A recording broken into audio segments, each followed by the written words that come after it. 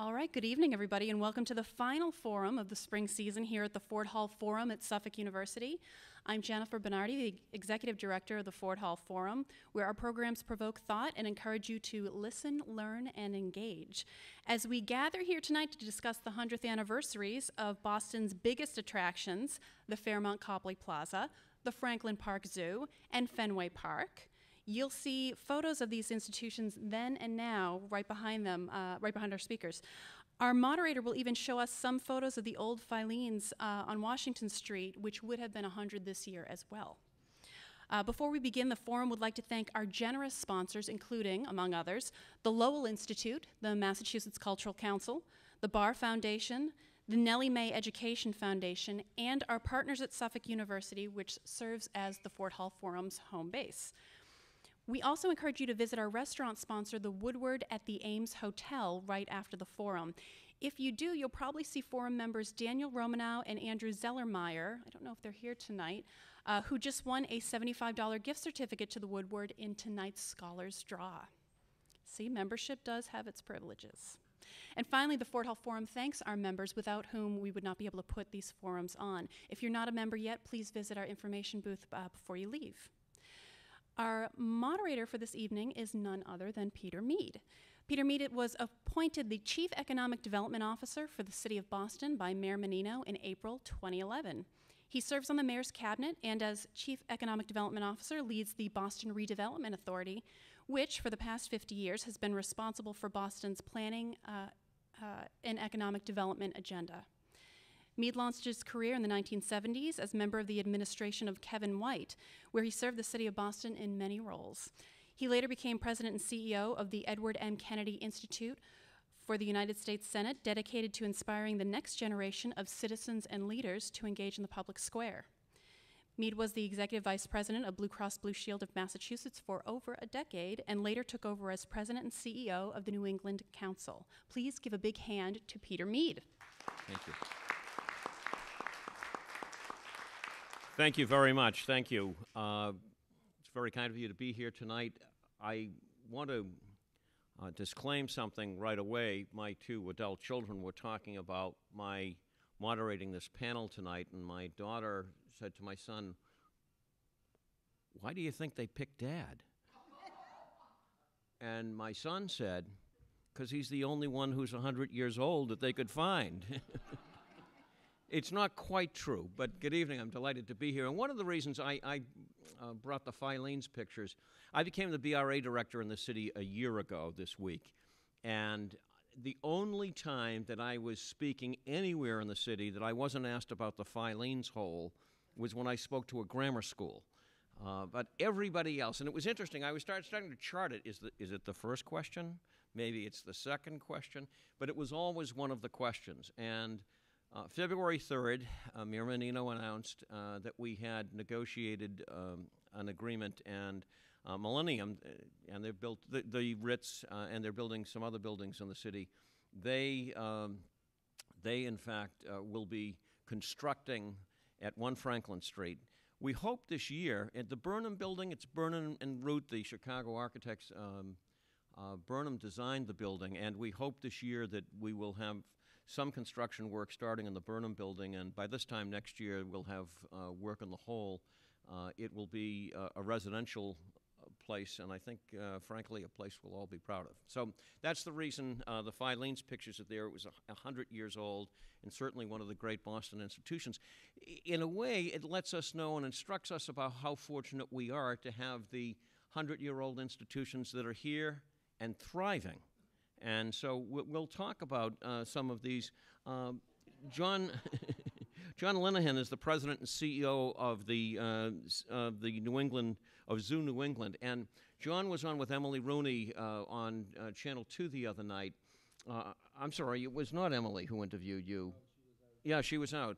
And John mentioned something that I thought was astounding, and that is the number of visits to the Franklin Park Zoo for April vacation week. How many people think it was above 10,000? How many people think it was above 20,000? John, do you want to tell them how many people? We actually exceeded 50,000 people that week. Well, that's, I think, more impressive than all the Red Sox sellouts. It's almost as many home runs as they've let up this year. So far this year.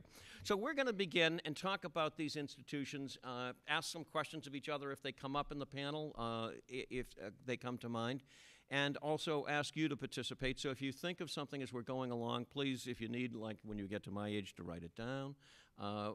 Just come to the microphones, and frankly, the questions you have are an important part of what the Ford Hall Forum does. I'm going to quickly, Paul Tormey is the general manager of the one of the great hotels in this country, the Fairmont Copley Plaza, and he has worked in the hotel business for a very long time. John Linehan, as I mentioned, he thinks he's a zoo nut, does a great job with the Stoneham Zoo and the Franklin Park Zoo, but we're here to talk about the zoo. Senator Kennedy, by the way, a dear friend of Roseanne's and mine, had talked about this year a lot to friends. His grandfather, Honey Fitz, famously threw out the first pitch at the first game at Fenway Park, and as the senator wanted to tell people, they won the World Series that year. And Honey Fitz threw out the first pitch in the World Series, which, by the way, was 8 games. The Red Sox won the World Series in their 8th game. Wow. It was a tie. And it was an error made by one of the Giants. And the reason they had 8 games is the 6th one had to be called off because of darkness. So no lights. I mean, it's just to give you a sense of the time. But Honey Fitz was also the mayor as the Franklin Park Zoo came into its own 100 years ago. And the senator would take great pride in all of those things. If we look at the folks who were here, Saul, just in the last couple of minutes we've been here, Saul has many stories about about Fenway Park, rather. He also had one about his mother in Franklin Park. So let us begin, and let me just to give you some more sense about no lights at the park. Many people, if you ask them what happened in 1912, they would say the biggest story was the Titanic sinking. I think it was the birth of Mary Qualey, my mother, in Doolin County, Clare. For local flavor, Lawrence workers went on strike in the spring of 1912. They were earning 16 cents an hour. And the legislature had changed the work week from 56 to 54 hours. And the owners made a decision that $8.76 was too much to pay for a 54-hour work week. Just to give you a sense of what was going on. New York made an announcement, plans to build a $150,000 stadium for a team called the Dodgers in Brooklyn. And Mexico and Arizona became the 47th and 48th states. Just give you a sense of some of the things that were going on. The Beverly Hills Hotel opened up on May 1st of 1912. And so let me go to Paul. When the Copley Plaza was built, what was the hotel business like? Where did the Copley Plaza come in terms of the standards that were set in other places for hotels? Sure. Also, the Oreo cookie and Lifesavers were also introduced in 1912. Mm-hmm. And Honey Fitz cut the ribbon of the Copley Plaza, so he threw the first pitch out, ran over, and opened our hotel. Was he ever in City Hall? Well, we'll leave that. The Copley Plaza was built to the most, at the time, discriminating standards that were in the hotel business across Europe and the United States. It had everything that in today's environment and just through expenses have kind of gone by the wayside. But some interesting facts that I think that are out there. The hotel was the first hotel in the world to have air conditioning, which is pretty nice. And it also opened up as a condo hotel. Most people that stayed in the hotel were transient business travelers, but a lot of people from Beacon Hill, South End, Back Bay actually moved in and made that their permanent home. The last resident of the hotel moved out in 1984. So it was a bit of a, what was old is new again, where people, downsizing in 1912 and moving into the hotel. The hotel was designed by Mr. Hardenberg, who was also the architect of the Plaza Hotel in New York, and this was built as the new and improved Plaza. So what they learned in New York about room size and air conditioning and where things had to go was modified and honed so that the Boston Hotel would be absolutely flawless. It had its own telex room, a boot black that looked after things, its own seamstress, a dress shop. Everything was meant to be a one-stop shop in luxury hotels of that time. $5.6 million to build the hotel. $5.6 million. In six, so some of your pricing there you mentioned, and then done in 16 months. And I can tell you right now that we've just gone through a pretty extensive top-to-bottom renovation, and it has been a factor of 10 times that amount of money just to try to restore it. And I think good work's been done in about 20 months. But the level of quality there was amazing. There were 412 rooms. Right now there's 383. Many of them were quite small, built for chauffeurs, built for maids and domestic help that traveled with the wealthy that stayed there. Let me ask John a question about the zoo. Some of going to the zoo really is, I think, for many people, trying to intelligently figure out where you fit in the world and how all of us are supposed to live together. I mean, there are great lessons, and I mean, as our grandchildren go to the zoo, it's wonderful to hear what they learn. How different is that experience of today, hopefully, for people as they visit zoos, than the experience in 1912? Was it just to look and gawk and say, wow? I think, Peter, you've really nailed it. In 1912, there was a very different mindset around everything from the zoo and what it meant to the way that the animals were displayed. So there was very much a postage stamp mentality to try to have as many different animals as possible. And nowadays we take a very different perspective on it, and we create normal social units, and we work very hard to maintain the sustainability of our captive populations. You know, back then, many, if not most, or all of the animals came out of the wild. Almost no animals in the zoo are out of the wild anymore. They're all multi-generational captive born. So, and what we're trying to instill in especially in young people, and they're still coming to the school groups. All Massachusetts schools come for free. So we get tens of thousands of school children, but back when it opened, Honey Fitz gave all the kids of Boston the day off from school. He was the first one to pull open the bear den and release the first bear into the exhibit. But it was this postage stamp. It was like going to the fair and seeing the oddities of nature, as opposed to learning about them, appreciating them, developing a respect for them, and understanding how intertwined our lives are, and how their health and our health are really linked. And understanding, as you said earlier, especially young people, understanding their place in nature, and there's nothing that can replace it beyond watching our mother gorilla nursing her kid and then looking you in the eye, and then the kid getting off and slapping the glass with a little kid. So it's very different in the way that what we do and how we do it have changed in that 100 years. How did that zoo compare to other zoos when it opened 100 years ago? Well, when it opened, I think the city of Boston and Honey Fitz specifically really wanted to make a world-class. I think all of these pieces were parts of trying to make Boston a world-class city, and again, New York was part of the model, so they created the Franklin Park Zoo based on some European designs and some of these newer American designs where you work within the landscape. And they were off to a great start, and unfortunately, when Honey Fitz left office, things started going downhill quite from then. And despite a strong sentiment and visitation to the zoo in the 20s and even into the 30s, it started tailing from then, and our rebirth really didn't take place till the mid-90s. So the life and the way that the animals are worked with are all dramatically different than they were back then.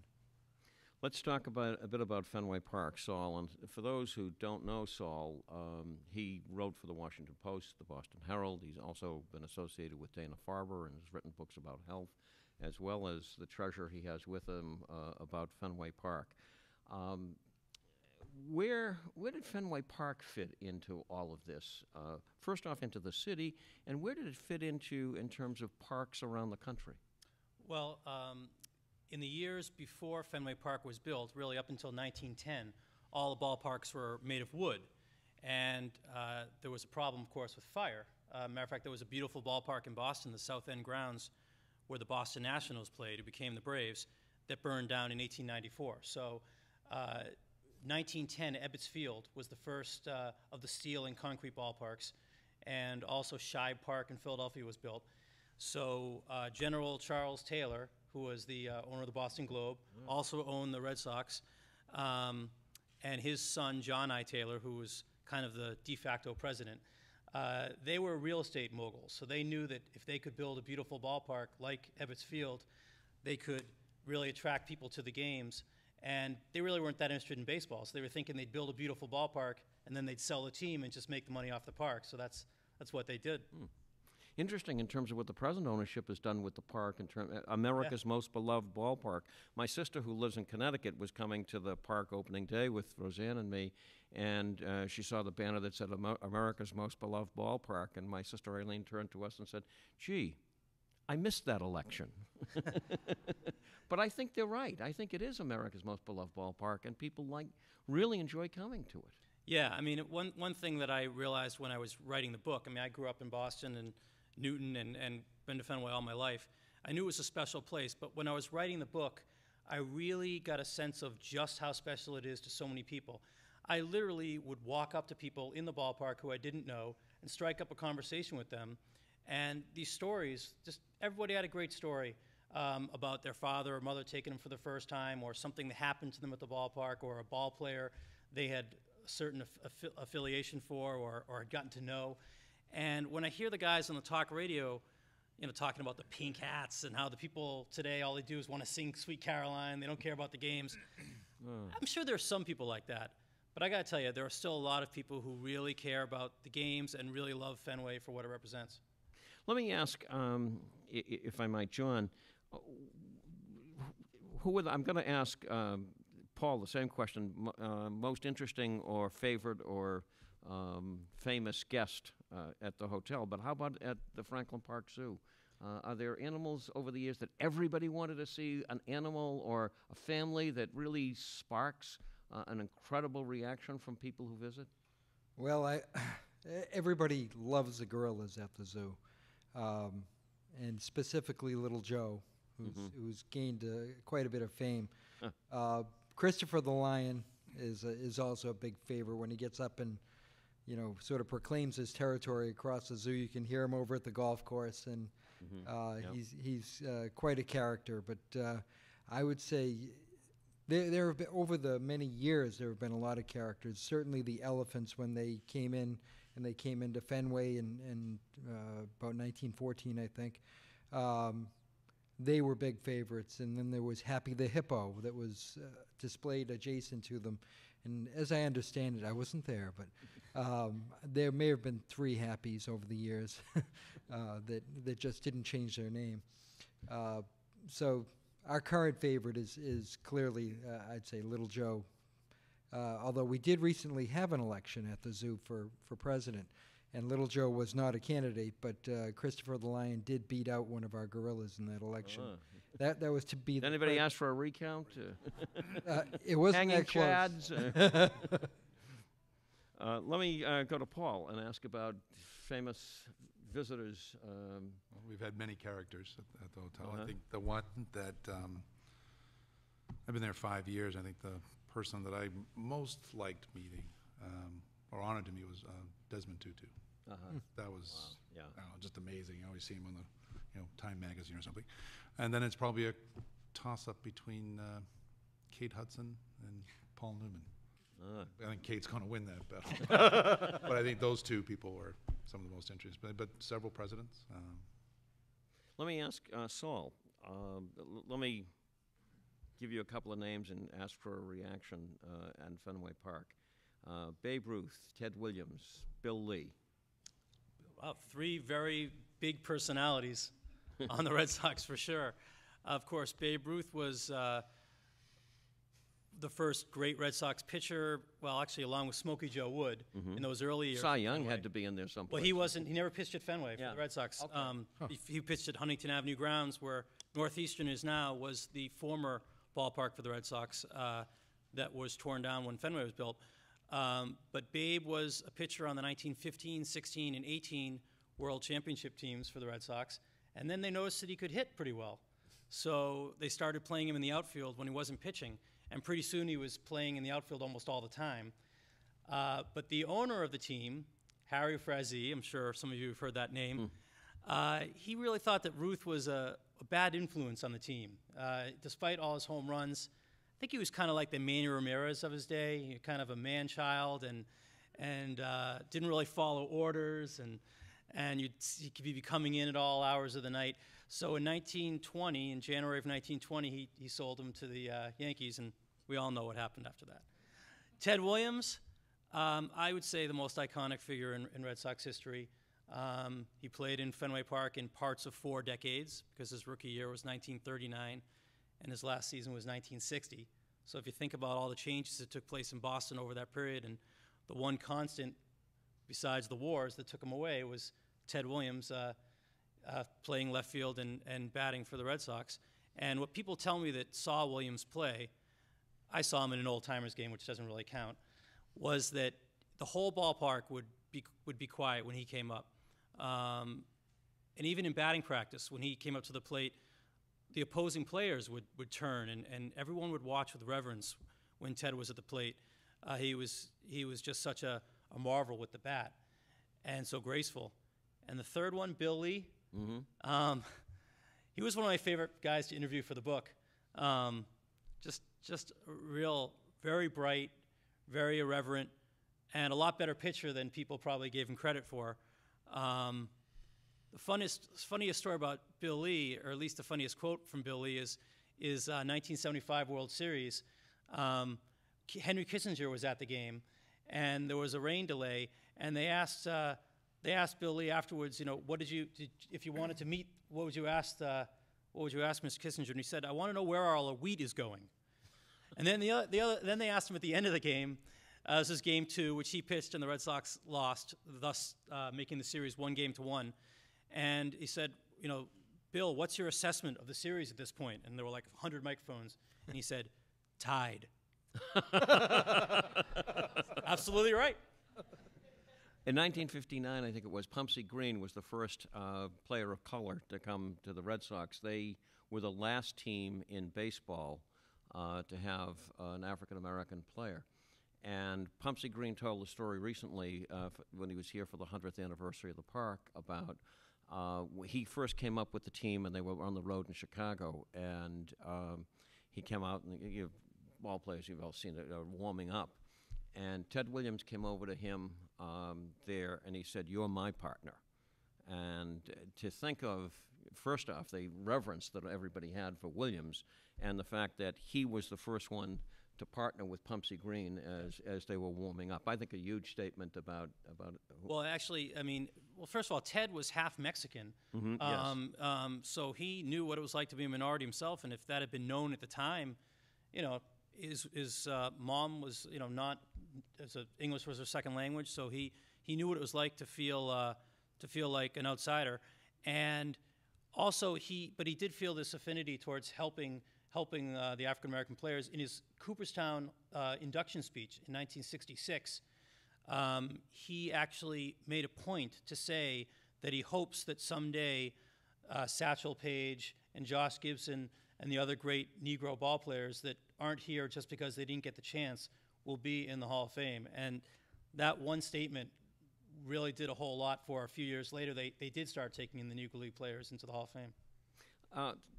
John, what are the problems that are so different today in running a zoo and managing a zoo from 100 years ago? Was it just making sure the animals are secure and you feed them? But today it's really it's a classroom.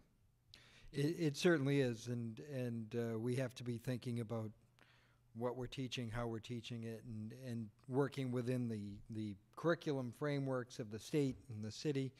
But I think one of the other challenges that's a big difference between then and now is that it's also business. And I think that, back in 1912, it was a completely free, publicly funded zoo that there was no business component to it at all.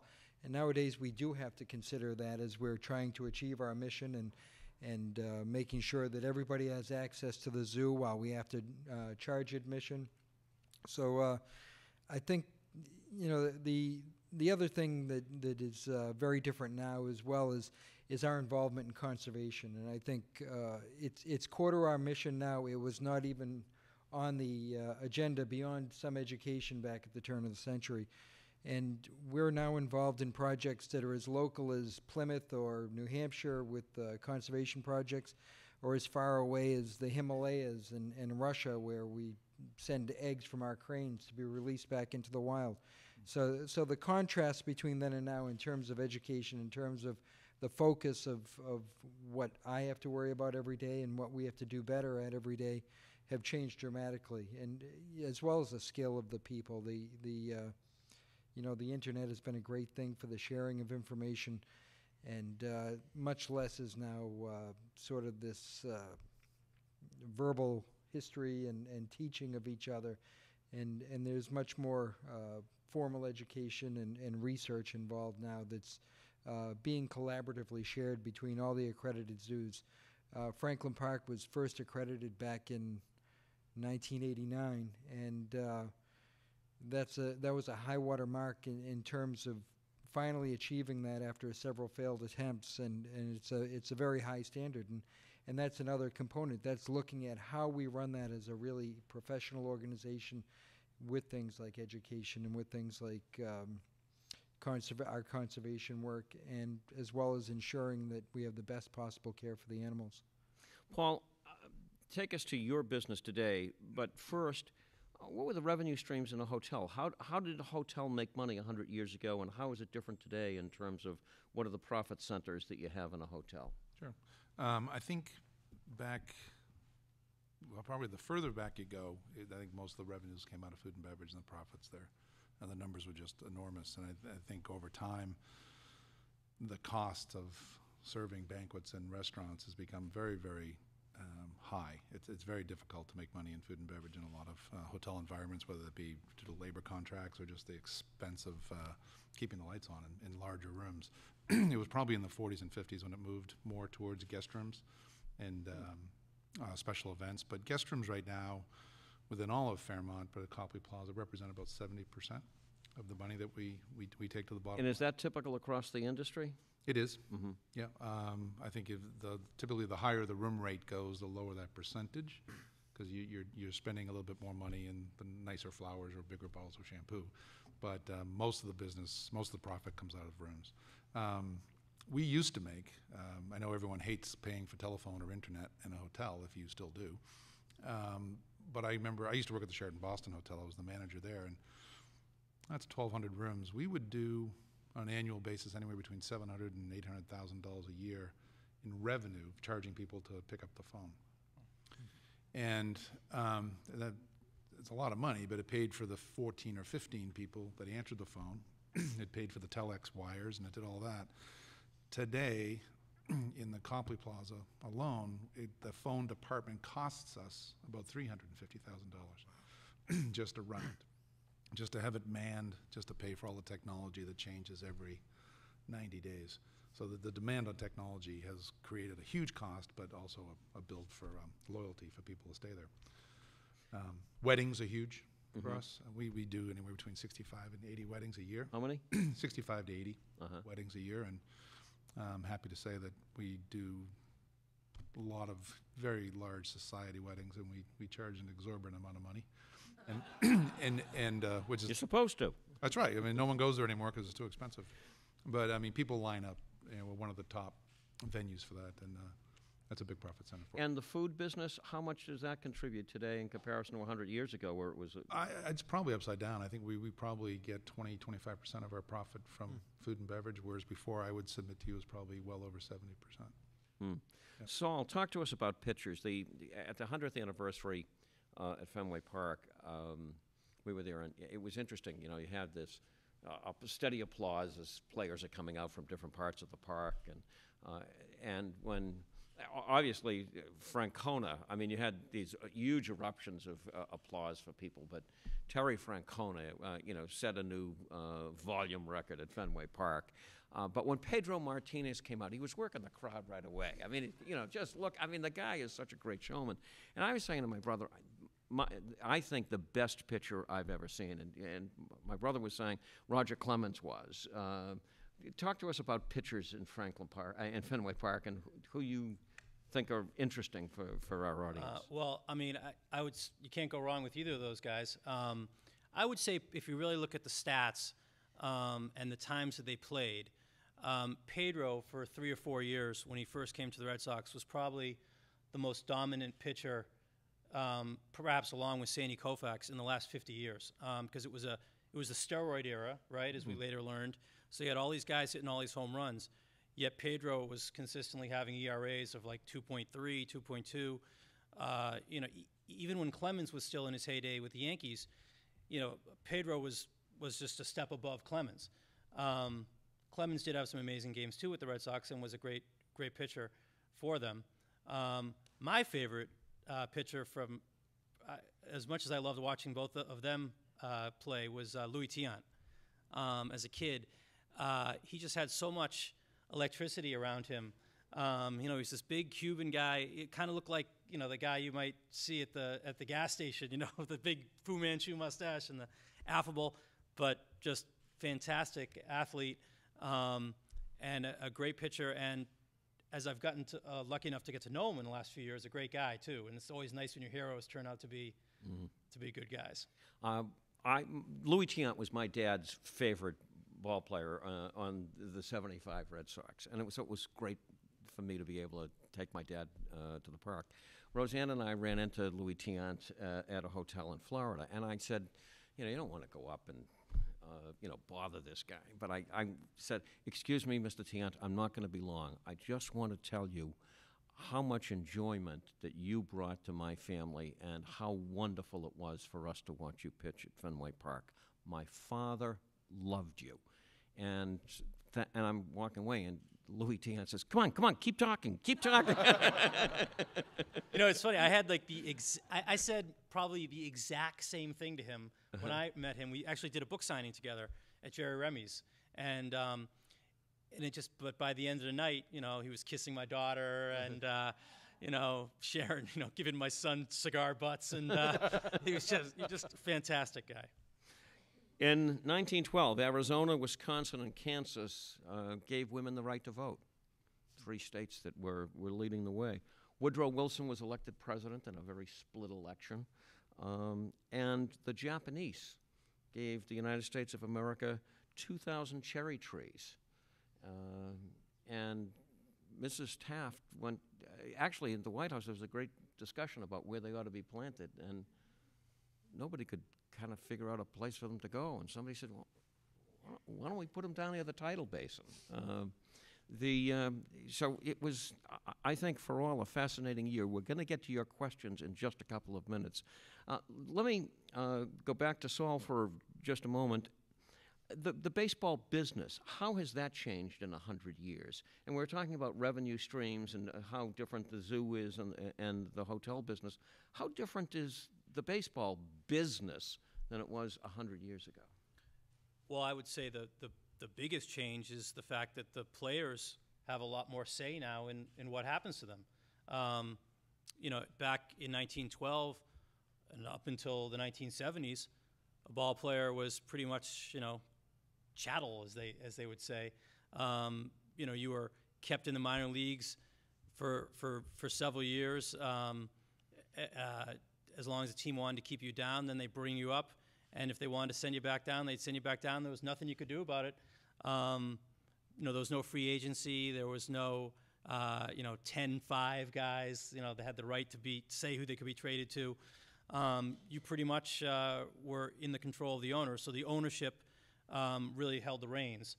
And I think now it's kind of largely flipped the other way, where the players have a lot more of a say in what happens to them. By the way, I years ago worked at WBZ Radio, and I didn't interview many sports figures, but I interviewed both Denny McClain and Bob Gibson, and I asked them both the same question. When you were pitching, who is the best pitcher in baseball? And I expected them both to say, wow. And they both had the same answer. Sandy Koufax. Other than Sandy Koufax, you mean? And both of them said exactly that. Other than Sandy Koufax. I mean, it's interesting as people talk about pitching and the dominance in a short period of time, like Pedro Martinez, that everybody goes to. I think in history they'll say the same thing about Pedro that they have said about Koufax. I'm going to get to Fenway Park and changes there, but Paul, and then to John, are there people, you've mentioned the money you're spending, and some of the things are going to change, the restaurants and how you do that. You might want to tell us about those things. By the way, if you're ever at the Copley Plaza and you see Paul, you got to go talk to him. He's always checking on what's happening and loves the feedback. But do you have people walk into you and say, how dare you change that's when my parents' reception was, or mine, or, we had so memorable dinners. How difficult is it as you change things in a 100-year-old building? I'll let you know in July. We're all invited back. Yes, yeah. Actually, the stories are typically very, very fond and impassioned, where, my grandfather took me here, or I had my niece's wedding, or my father was here. And we do a lot of high school proms at the hotel, which a lot of people don't really like doing, but I always call them our wedding fam trips, because I can't tell you how many people that we have that are brides that say, I had my cotillion here at BC, or my high school prom was here, or someone took me. So the hotel does elicit a lot of stories and a lot of passion around them. From time to time, we do have someone come up and talk about what happened with this particular room. Recently in the papers, there was a lot of conversation about piano bars. What are you going to do with the piano? You've closed the Oak Room. And I kept telling people I didn't realize we had a piano bar. We had a piano that was in the bar that we used to have played a bit, but there was a lot of people who were very vocal about that. When the lobby carpet changes, there's a big deal about that. People come in and take a photograph and say, have you ever considered doing this, that, or the other thing? I hate blue. There's too much gold. So there's a lot of feedback, but most of it's very, very positive. We are, and the Oak Room and bar is closed right now. We started renovating that on January 2nd, and we're repositioning that room to make it a bit more contemporary. I hate using that word, but that's kind of where we are. It's kind of a transitional appeal to the room. But we've, I think, done it in a very, very respectful way to the architecture and the history of the space. It still looks beautiful. I think it'll be one of the nicest restaurant facilities and bar facilities in the city of Boston, and it should open the beginning of July, and you'll hear about that. But there will be changes, and I think that there will be some people that miss it. I'll let a little secret out. I'll get in trouble, but I'll do it anyway. There's a lot of people that walk in every weekend, maybe a slight exaggeration, but most weekends someone will walk in and go, where is the merry-go-round bar?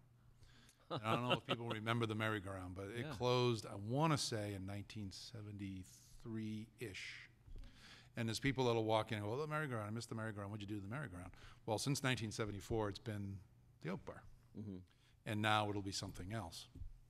But what we've been able to arrange is that we are taking 3 pieces of the track where the merry-go-round used to ride on, the carousel would ride on, and someone had the good forethought in '74 not to get rid of those, so they thought a carousel on a bar is a good idea.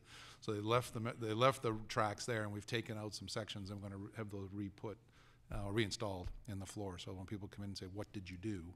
We'll be able to say, well, we did it then with the merry-go-round, we did it now with the Oak Bar, and we're doing it now with the new version. To John, do you have that at the zoo where people come back and say, wow, where is the fill in the blank?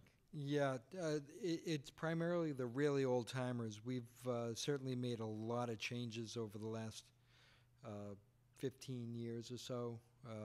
You know, I was thinking the other day as we were hitting our centennial that it's a little scary because I compared it to my own tenure there, and I've been there for almost a third of that centennial personally.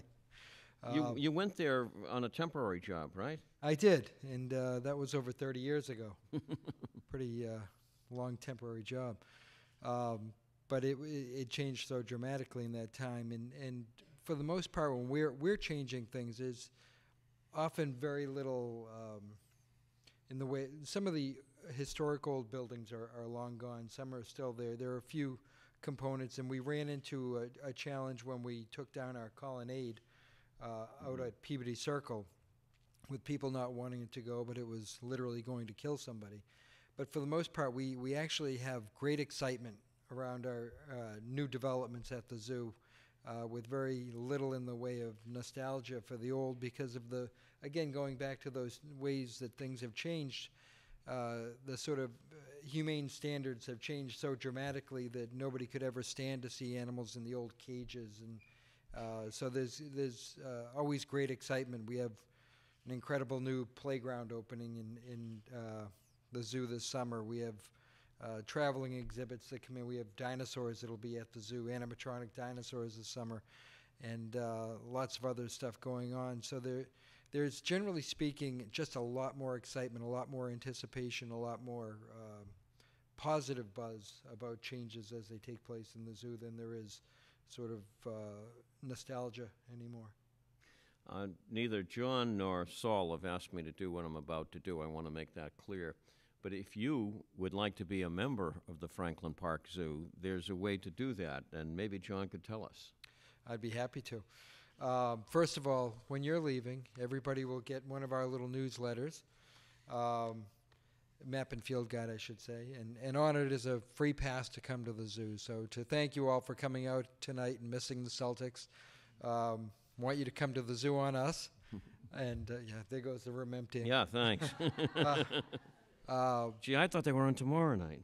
But you can go to our website and become a member. You can come to the zoo and become a member, and it's a wonderful deal, and it's a great way to support the zoo. And you get to go all year for free to both Franklin Park and Stone, and you get discounts at 120 or 30 other zoos across the country at least half price. So it's a great deal, and great way to support the zoo and really help it to grow into as robust a great Boston institution as it can be, because it's on its way. We're doing some great things, but we have a lot more to do. I asked Saul, and this is because my wife Roseanne and I wanted buy a couple of books, if you had some books here with you. And this is not prompted by Saul. It's something that I brought up. So, yeah, actually, we'll be selling books right outside here after the forum, and I'm happy to sign them to whoever you'd like. And every book comes with a DVD, which has footage going back to Ted Williams, and I think you'll really enjoy that in addition to the book. If you have questions, if you come to the microphones now, we'll begin to get to your questions. When I think about Fenway Park, I think about games with my dad or with my kids, or I worked at Fenway Park as a kid. I sold soda and popcorn, and this is before the million fans came in a year. It was not the best of times in some ways. I can remember exactly where I was Ted Williams last at bat. And I worked that day, left school and went to the park, and I didn't understand the drama and history of the moment. And I didn't know it was going to be his last game because they had a couple of games on the road. I think they were going to New York. Yep. And I was standing in back of the Red Sox dugout on the line between the box seats and the grandstand seats, and I knew it was the last time I was ever going to see Ted Williams batting. And brief aside, for the kids who worked there, you came in and you brought your soda back in the seventh inning. And what we all did, all of us, you'd come in, you'd cash out, you'd know how much money you made, and the talk was, once the business was over, the talk was, where's Williams? and it was, people would either say the 8th or the 9th inning, and we would all go out and take seats if Williams, if we thought Williams was going to bat before the game was over. And you get up after Ted Williams hit. I mean, it was just one of the most amazing things. But I can point to the spot at Fenway Park where I stood, and I didn't realize it. I mean, it took a while for me to figure it out. I was crying. I'm a male teenager from Dorchester, and now I'm crying, do people have those kinds of places where they talk about, I was at this game with my mom or this game with dad, or, those kinds of things, and think about it as a shrine? Oh, absolutely. I wish I had heard that story a couple of years ago. It'd be in the book. That was great. Yeah, I mean, I think a lot of people have those stories about Game 4 or Game 5 in the 2004 ALCS, which I was lucky enough to be at. People have those stories about the '75 World Series, of course, and where they were when Carlton Fisk hit the home run. I mean, even Robin Williams had that great story in Good Will Hunting where he was going to go to the game and he met this girl in a bar and he didn't go to the game. He gave his ticket to his buddy and missed Carlton Fisk hit the home run, but he married the girl, so it was a pretty good trade-off. Yeah, I mean, people do. I don't know how often they will admit to tears, but definitely there's a reverence with the ballpark. And now it's extended beyond even the games, because now people have memories of watching hockey there, even beyond baseball. Yeah. Watching hockey, going to see a concert there. I mean, probably the biggest regret of my life is that I didn't pay the $400 that the Scalpers wanted to see Bruce Springsteen at Fenway, because it's my two favorite things in the world. I don't know what I was thinking about. That's a lot even for the boss. And he was supposed to come back this summer, and instead he's going to Gillette. So yeah. Oh well. Yes, sir. Yes, a couple of very key moments in my life were at the Copley Plaza, where I graduated from high school in 1971. And my first job was at Fenway Park 49 years ago. And Mr. Meade, I was one of those vendors. For Harry M. Stevens. For Harry M. Stevens, that's correct. So I never worked for the Red Sox, but I worked for the Stevens Group. I just wanted to point something out to the man at the Copley Plaza. One of the things about the Oak Room was Dave McKenna, an institution here in the city. And I think maybe that's a lot of us will feel very nostalgic about seeing a change there, because he was one of the finest jazz pianists in America, and that basically was his home, along with the Cape. My question is this, gentlemen, and I love nostalgia, I love looking back 100 years, but I want to look 100 years in the future. When 100 years ago the Copley Plaza was built, that was almost the country, and Fenway Park was in a place that had never really seen any development. What's going to happen, for all you gentlemen could tell me, what's going to happen 100 years from now with these institutions? Where will they be? What will they be like? And I'd like to hear that. I can tell you about the hotel. It was built to last. We've been doing a lot of renovation there, taking down walls, and they don't come down very easily. I mean, it is built to be there for at least another 100 years. It's like everything in the Back Bay. It sits on, I think, 6,000 piles of for the landfill in the Back Bay. I don't see. I mean, there's hotels in Europe, Venice, that are around 250, 300 years. Right? I don't see the Copley Plaza ever leaving that landscape. And I think now with people's affinity for history and keeping the culture, particularly in the Back Bay. I mean, next to the Trinity Church and the Boston Public Library, I cannot fathom that building would really change. We did look at adding 3 stories to the building at one point back in, I think just before I got there, really. It was in 2002, 3. And after everything I've said about it being kind of a studly building, it wouldn't hold anything more on it without doing cantilevering, and everyone said, can't do that, it's too precious. So I don't think it's going to move. It'll be there forever, and it deserves to be. There was something else I was going to say about it, and I can't remember what it was. But I think it's always going to be one of those, just stately spots. It's always going to have to reinvent itself. John? Well, Saul just had me going, so I have to jump back to Fenway for a second. Sure. I have this incredibly fond memory. I was in the 3rd grade, a member of the Cub Scouts, and the Cub Scout mother took us all she bought tickets to the last game of the season that year in '67, the game where the Sox won the pennant. Oh, And we the were all thunder. tied together with a big clothesline, so we couldn't run out on the field. But I was there.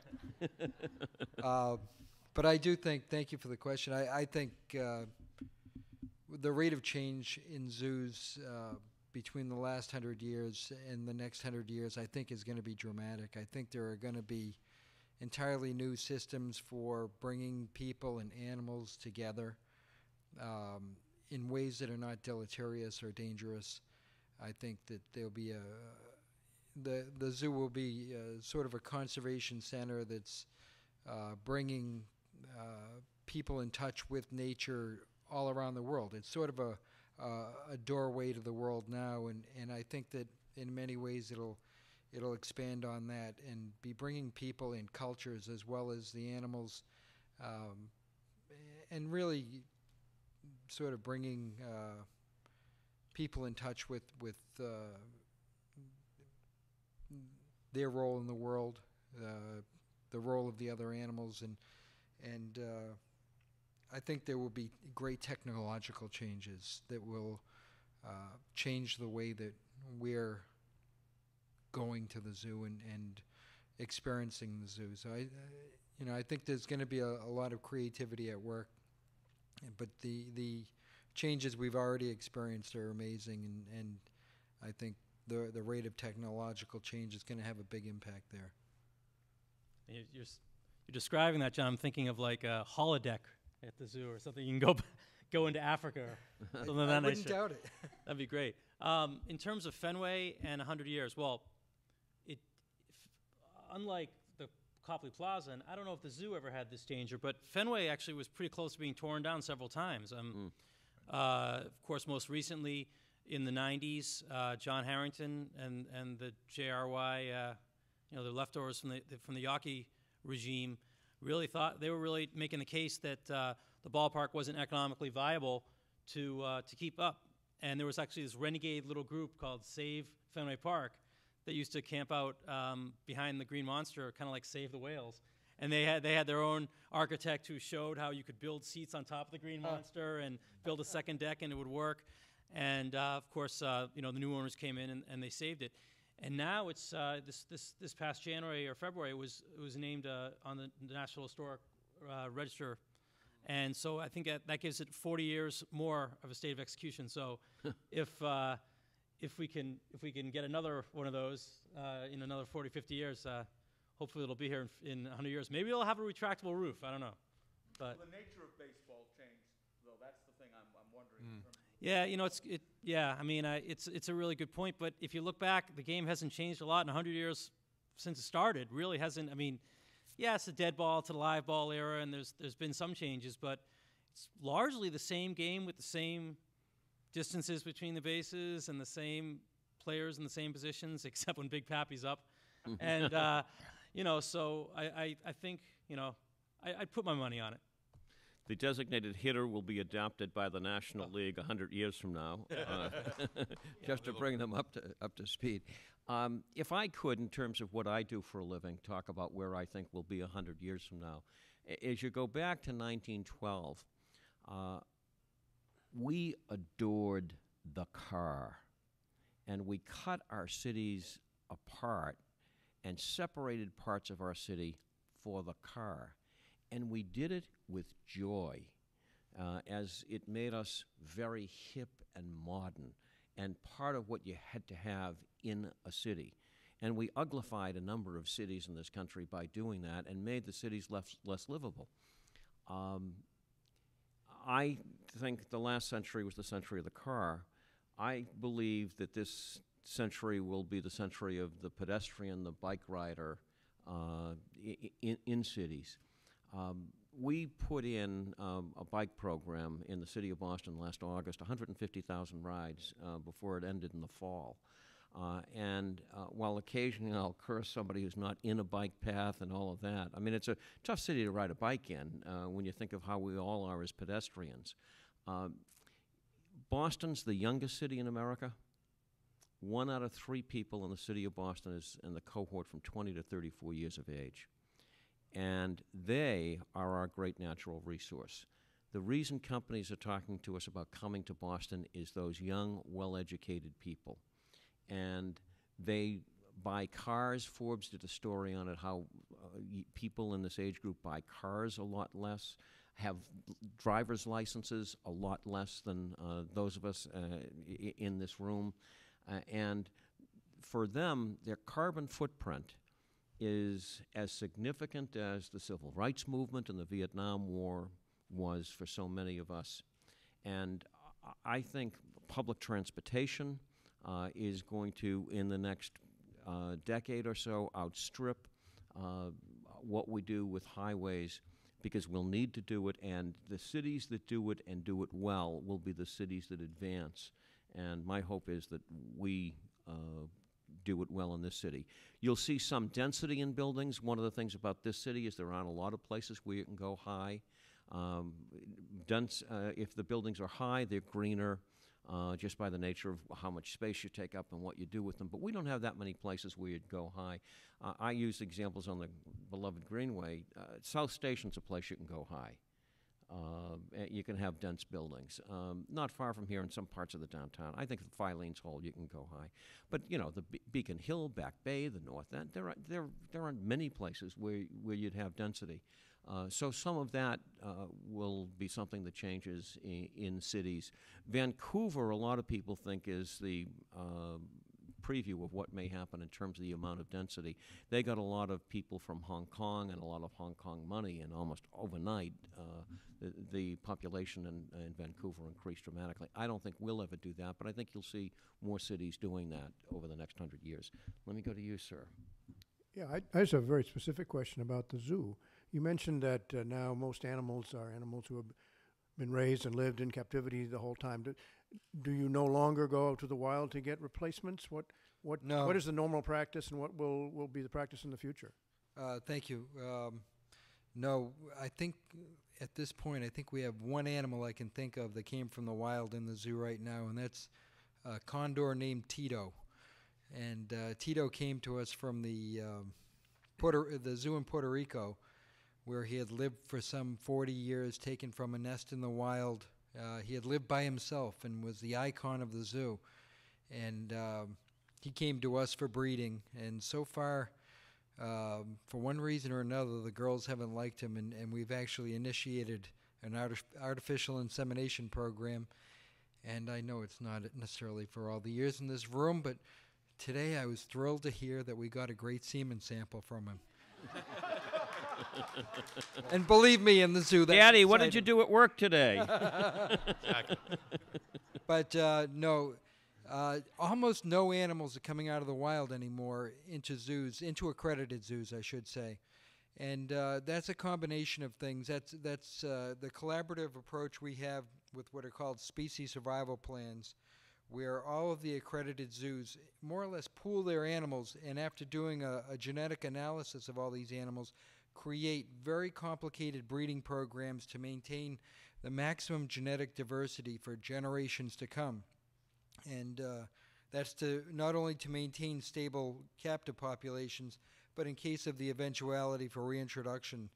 And reintroduction has happened quite a bit as of late. I'm sure you're aware the California condor the whole population had to be taken into captivity and now is reintroduced back into the wild. So we have gone from being net consumers of wildlife to being net producers of wildlife.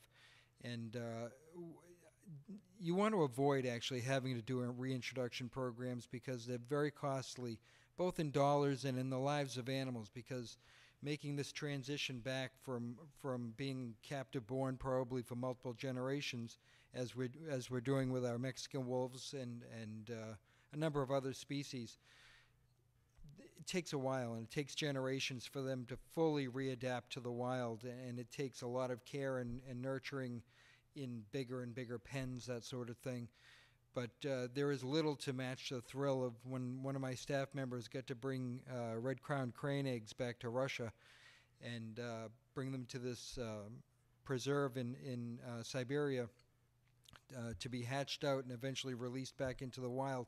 And while she was there, one of our prior shipments of eggs, the crane flew back into the preserve in Primorsky, And its name, you could tell by the band, its name is Boston. And everybody was thrilled. It had taken residence in South Korea and had just flown back to Russia as part of its migration. So it's an exciting time in that way. The people that work in the zoo are so committed to wildlife conservation and to the animals themselves, and there's such passion for it that we all derive great pleasure from those sort of things and from not depredating the wild and, in fact, helping the wild. So the other piece I didn't mention is that there's also international legislation which controls that trade in wildlife called CITES, the Convention on International Trade in Endangered Species. And one of the mandates of CITES, even if we recently imported an animal from a zoo in Canada, in order to cross those international boundaries, we have to be benefiting that species in the wild. So we've been supporting snow leopard conservation in Central Asia for many years. And because of that, we were able to bring back a snow leopard that came from the Toronto Zoo back to our zoo for a future breeding program. But it's actually, on top of it all, it's a granddaughter of one of our snow leopards. So there's a bit of irony there about these cross-border trades. But it's this great collaboration and shared vision of all these accredited zoos in sort of sacrificing all the advantages of animal ownership, so to speak, for the greater good of species conservation in the long run. We have more time for questions. Sir, your question.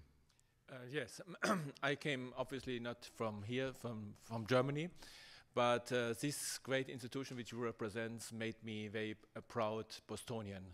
I would say much more as a German. To go through this educated row of gentlemen here, one hint for you, Mr. John, is to introduce more apes into the zoo. I think apes is a very fun example for all visitor.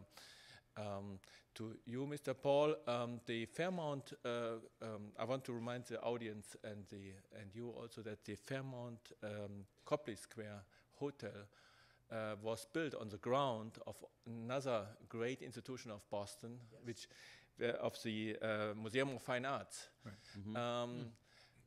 Hopefully we learned out of it, because there's only one tile left of this great museum of the old buildings.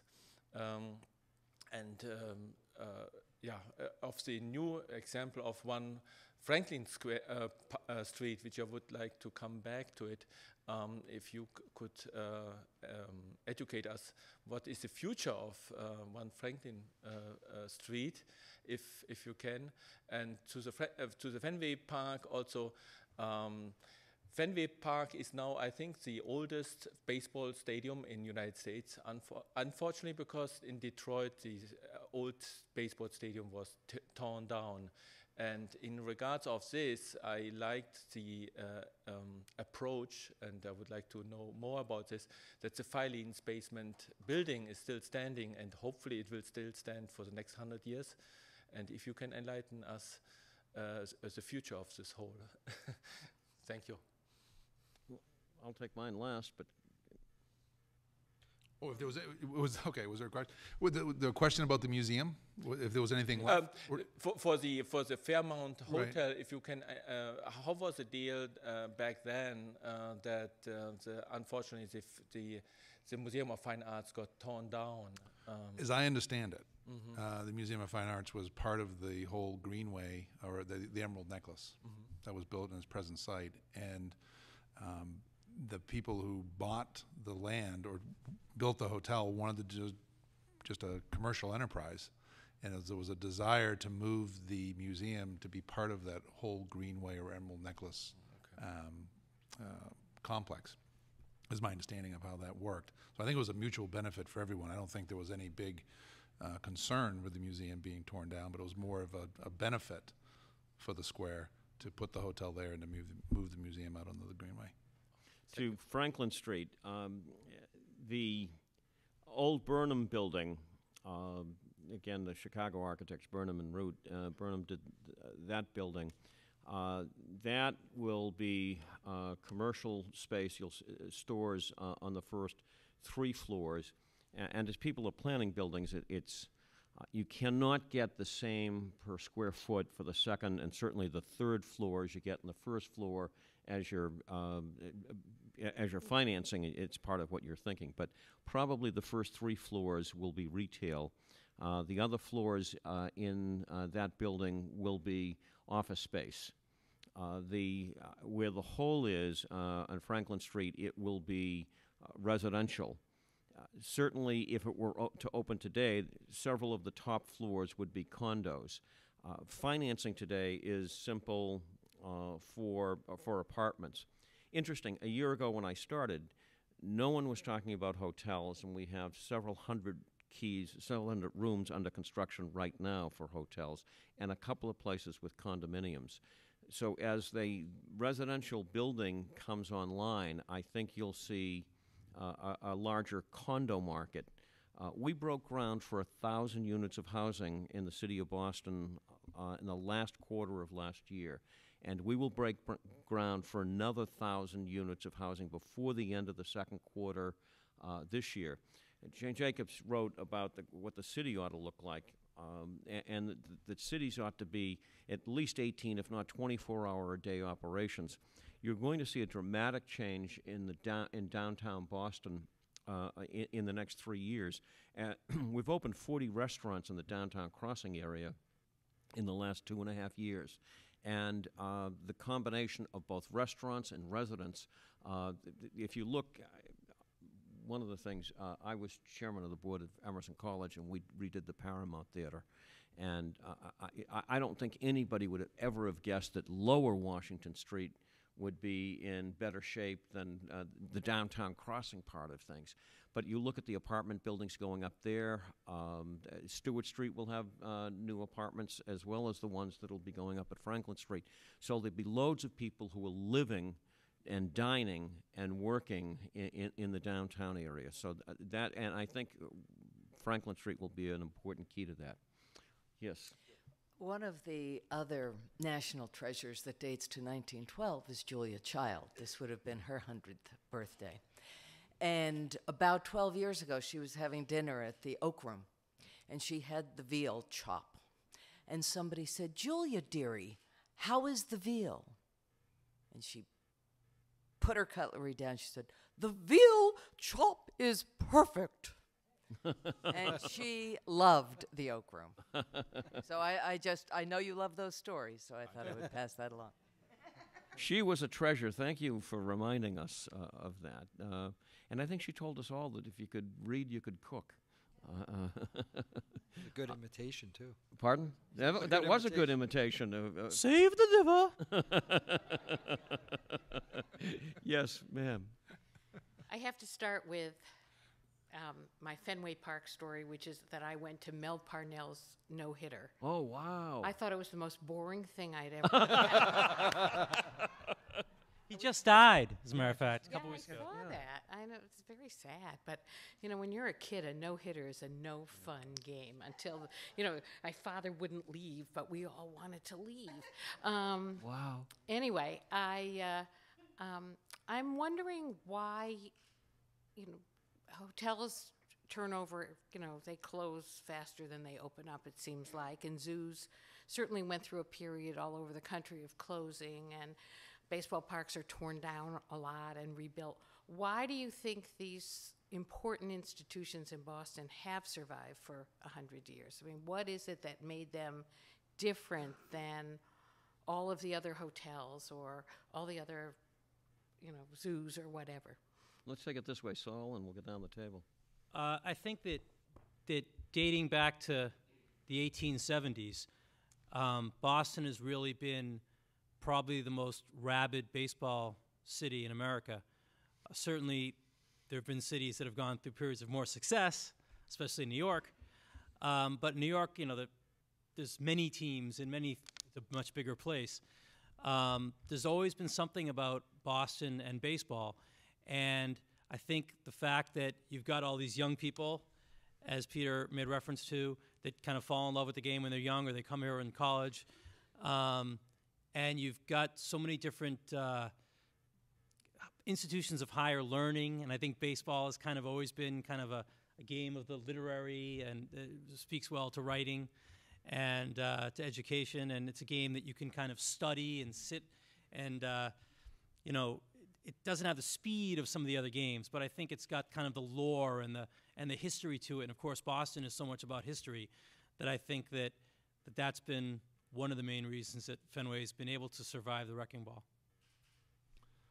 When it comes to the hotel, I think you know, there's the hotel business, which is what I do every day, and then there's the business of hotels, and they're real estate ventures. And I think when you look at a place like the Copley Plaza, it's a beautiful building. It's built to last, and location, location, location. In short, it's made a lot of people very wealthy over the years in trading the hotel over and over. I can't even count how many times it's been sold, but every time it's for an astronomical amount more than the other person bought it for. Maybe one or two exceptions, but I think it's a great piece of real estate. It's got a wonderful group of people that have worked in it for a lot of years, and this gentleman mentioned you know, Dave McKenna. It's a great building, but it's the soul and the heart of the people that make the hotel really special and make it work. And I think that we've just had great exposure. We've been in, I don't know how many dozens of movies. It's got great great street credibility. But there's a lot of hotels that go out of business because they're in the wrong place, and they deserve to. If we're mentioning people who work at the hotel, I mentioned Peggy Dre. You couldn't find a better person in Boston to arrange an event for you than Peggy, and she has been there for a very, very long time. And her number is? Let me go to John. Interesting. Paul was talking about weddings and, you know, how much he likes weddings. Can you do weddings? I guess my real question is, in front of him. Oh, I already know. What is it that you can't do that people ask you to do? That we can't do? Cannot do. There's just about nothing we can't do. No. Do people and go going want back weddings? to that question, Are you competing with Paul for weddings? I wouldn't say we're a real competition at this stage. We're doing 1-2 a year, so it's not his 85, and it's a very different sort of wedding. It's I'm sure it's a much more affordable wedding. It's for that personality type that has a close affinity with the earth, and so it's Dr. Doolittle. Yes. But are there things people want to do that you just say, wait? Well, I would say one of the few things we can't do is we sometimes get off the wall requests. I mean, quite literally, can you bring a polar bear to my wedding or to my party?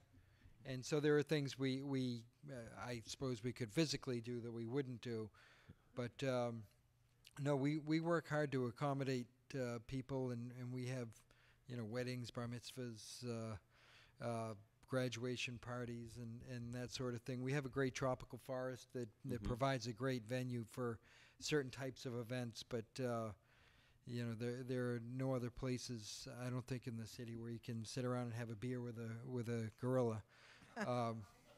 But it's a... you have enough of them, you may think you're doing. Some of the girls when I was younger. No. Paul, are there things that people want to do at the hotel that you can't do? No comment. No, I didn't mean that. no. There's. No, you cannot. You're not going to have a rock concert. I mean, are there things that people call and look, you know, to book an event? Well, there's things we can fit and things we can't fit. But I mean, the number of requests we get that would be, I think, the general public would consider to be off the wall are pretty much daily. In the two recent magazines, the Bengals Boston. Improper Bostonian, the front cover was one of our concierges, Vincent, and I think he went through and listed a bunch of the things that he gets asked to do. And our job is to say yes, and figure out how we can get it done. And we basically say, as long as it's legal, we'll try to make it work. But you know, we've done everything from weddings to, at the drop of the hat, to this is a great story. We have a bride walking down the aisle, stops, turns around, walks back to the concierge, and asks the concierge if he can serve as a notary for her prenup.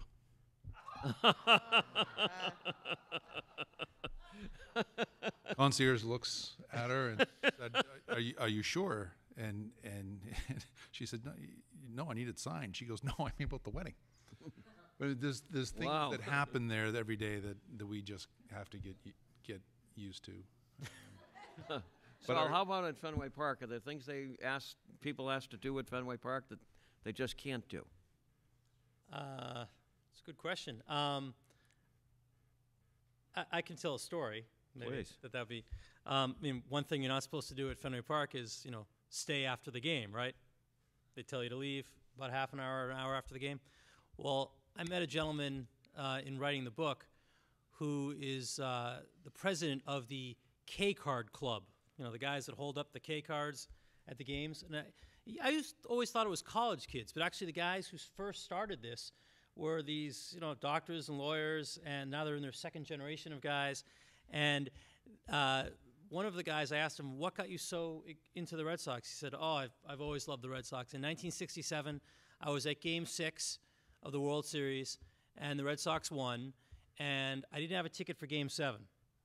And I was there with a buddy of mine, and I figured, well, if we don't leave, we'll be here for Game 7, and we don't need a ticket, right?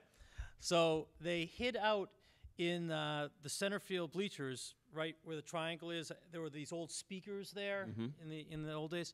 And so they kind of hid underneath the speakers. And they stayed there all night.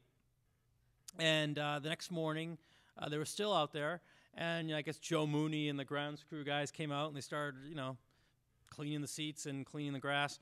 And, over time, nature started kind of calling. And, Kevin and his buddy were kind of squirming around. And finally, I don't know if it was Joe Mooney or one of the grounds guys saw this shape, said, "Hey!" And they ran, and they got caught. And it was about 11 o'clock, so they missed by a half an hour. Wow.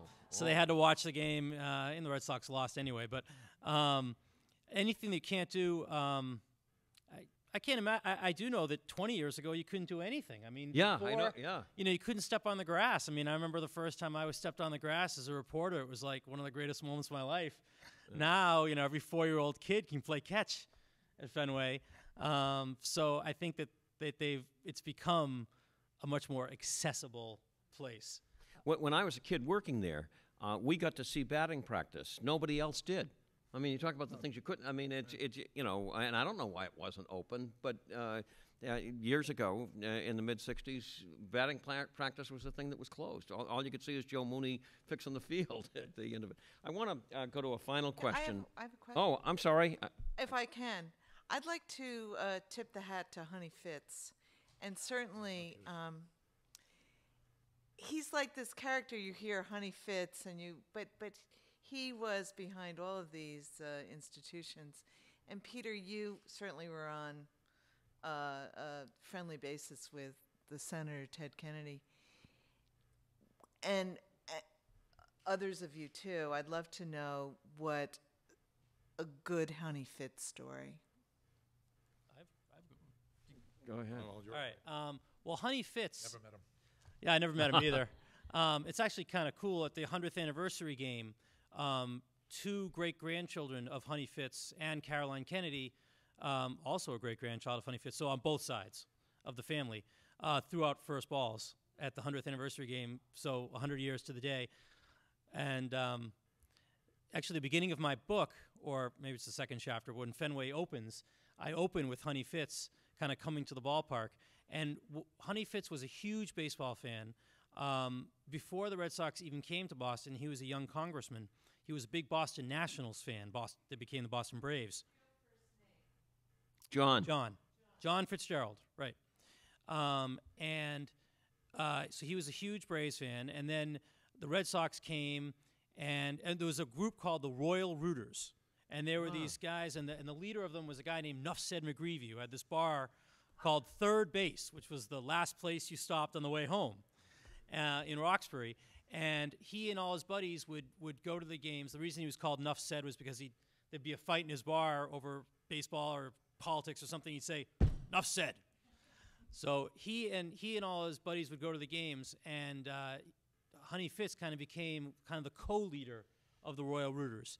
and they would travel with the team to New York and the Polo Grounds and other places. So he really was a rabid fan, but he also was a smart politician, and he knew that, you know, you go to the ball game, you could kind of walk around and court votes. So, you know, he really was a great fan, and he passed it down. He took his grandkids, Joe and Bobby and Teddy and John, to the games. And I did, Senator Kennedy told me that himself. It's not in the book, but so that he's an example of those generations that have kept Fenway alive because they've passed it down to their kids. Anybody else have? I've got one. I think the only one I had is that first day of the Bear Dens opening and Honey Fitz climbing up there and being the one to pull the pulley, but more importantly, giving every school child in Boston the day off from school in order to come. And I guess there were over 10,000 of them there. I'll tell my story in a minute, but can I come up the table here? Other than your zoo, other than your hotel, other than Fenway Park, what's the other place, the other zoo, hotel, park that you like? Well, I hate to go to New York again, but the Bronx Zoo is an incredible place. It's not only in terms of what they do in their exhibits, but what they do from a programmatic and conservation standpoint. They're something to aspire to. Hotel? Claridge's London and George Cinq Paris. Ballpark? I lived in Washington for a few years, and the ballpark that really started the revival of ballparks, and maybe in some way had something to do with Fenway Park surviving, was Camden Yards, which is a gorgeous place to go see a game. I haven't been there in a long time, but I got to get my kids there soon. Ted, sure, go right ahead. The ... dash on center field.